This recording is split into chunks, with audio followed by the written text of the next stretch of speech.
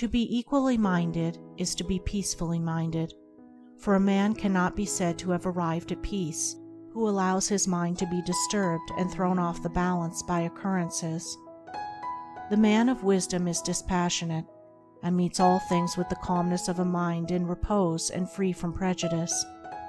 He is not a partisan, but having put away passion, and is always at peace with himself and the world, not taking sides nor defending himself, but sympathizing with all. The partisan is so convinced that his own opinion and his own side is right, and that all goes contrary to them is wrong, that he cannot think there is any good in the other opinion and the other side.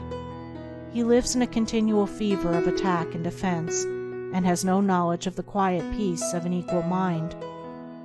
The equal-minded man watches himself in order to check and overcome even the appearance of passion and prejudice in his mind, and by so doing he develops sympathy for others and comes to understand their position and particular state of mind. And as he comes to understand others, he perceives the folly of condemning them and opposing himself to them. Thus there grows up in his heart a divine charity which cannot be limited, but which is extended to all things that live and strive and suffer.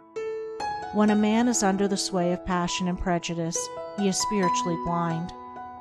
Seeing nothing but good in his own side, and nothing but evil in another, he cannot see anything as it really is, not even his own side, and not understanding himself, he cannot understand the hearts of others, and thinks it is right that he should condemn them.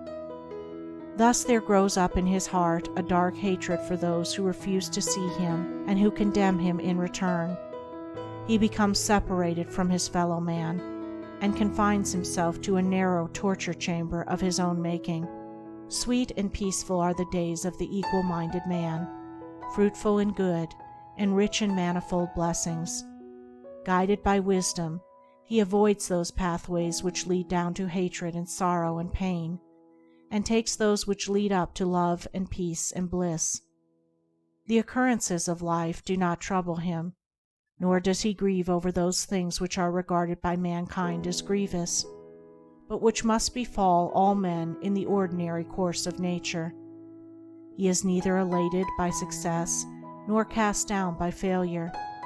He sees the events of his life arranged in their proper proportions, and can find no room for selfish wishes or vain regrets, for vain anticipations and childish disappointments. And how is this equal-mindedness, this blessed state of mind and life, acquired? Only by overcoming oneself, only by purifying one's own heart, for the purification of the heart leads to unbiased comprehension. Unbiased comprehension leads to equal-mindedness, and equal-mindedness leads to peace. The impure man is swept helplessly away on the waves of passion. The pure man guides himself into the harbor of rest.